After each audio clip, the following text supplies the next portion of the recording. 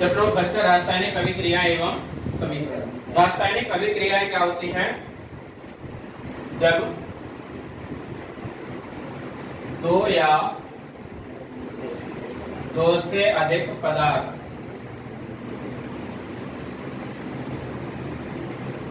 पदार्थ मिलकर एक नए पदार्थ का निर्माण करते हैं।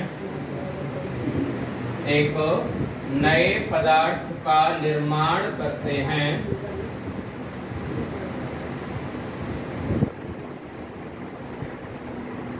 उसे यह प्रक्रिया रासायनिक अभिक्रिया कहलाती है। रासायनिक अभिक्रिया कहलाती है। ठीक है, रासायनिक अभिक्रिया क्या है? जब कोई दो पदार्थ हम मिलाएं और दोनों एक अलग पदार्थ बना दें, यानी उस जो नया पदार्थ बनने का मतलब है पुराने पदार्थों के गुण वहां से खत्म हो जाए, उसे हम कहेंगे क्या? रासायनिक अभिक्रिया। क्या कहेंगे? रासायनिक अभिक्रिया। जैसे हमने लिया सोडियम क्लोराइड, सोडियम हाइड्रोक्साइड ले लेते हैं। सोडियम हाइड्रोक्साइड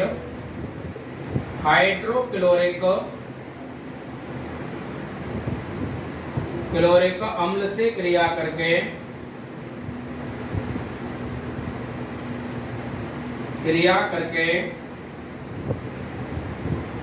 सोडियम क्लोराइड बनाता है। सोडियम क्लोराइड बनाता है। क्या बनाता है? सोडियम क्लोराइड बनाता है। और साथ में जल बनाएगा। प्लस क्या बनाएगा? जल बनाएगा। अब समझिएगा, यहाँ सोडियम हाइड्रोक्साइड क्या है? एक क्षारक है। क्या है? क्षारक है। हाइड्रोक्लोरिक एक अम्ल है। ये क्षारक है और ये अम्ल है। दोनों को मिलाया तो बना एक क्या? लवण बना। क्या बना? और ना तो इसमें अम्ल के गुण हैं और ना ही इसमें क्षारक के गुण हैं, अलग ही गुण है इसके।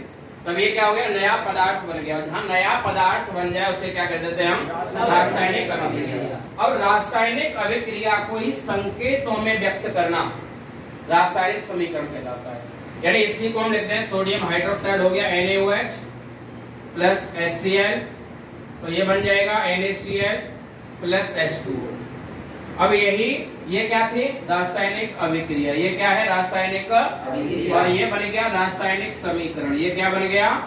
रासायनिक समीकरण।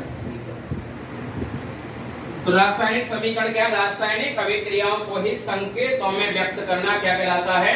रासायनिक समीकरण कहलाता है। क्या कहलाता है?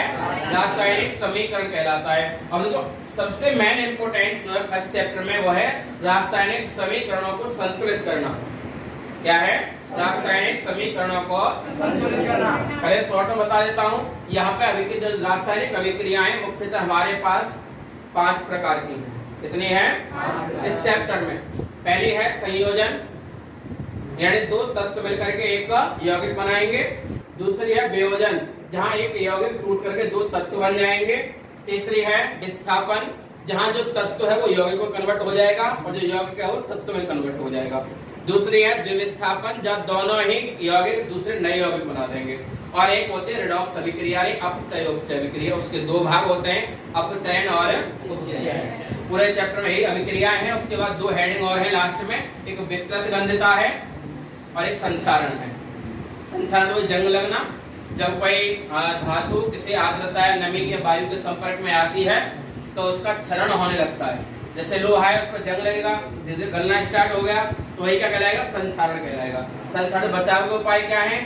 पेंट करके, ग्रीस लगा करके, ठीक है ना, और गैल्वेनाइजिंग द्वारा जिंक की परत चढ़ा करके।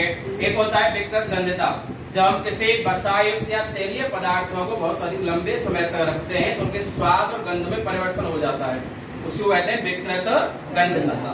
और विकृत गंधिता को दूर करने के लिए नाइट्रोजन गैस का प्रयोग किया जाता है। कौन सी गैस का? नाइट्रोजन गैस का। हम देखोगे चिप्स कुरकुरे सारे पैकेट आते हैं, तो उसमें चिप्स इतना सा रखा होगा, पैकेट बहुत बड़ा होगा, हवा भरी रहती है। कौन सी गैस होती है उसमें? नाइट्रोजन होती है, जिसको खराब ना हो।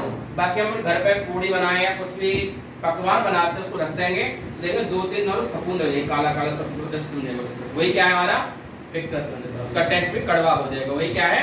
विकृत गंधता। ठीक है, तो पूरा चैप्टर में रासायनिक अभिक्रियाएं पढ़नी है, संक्षारण में विकृत गंधता पढ़नी है। मेन टॉपिक है यहाँ पे रासायनिक अभिक्रिया को संतुलित करना, जो भी बताने जा रहे हैं। 45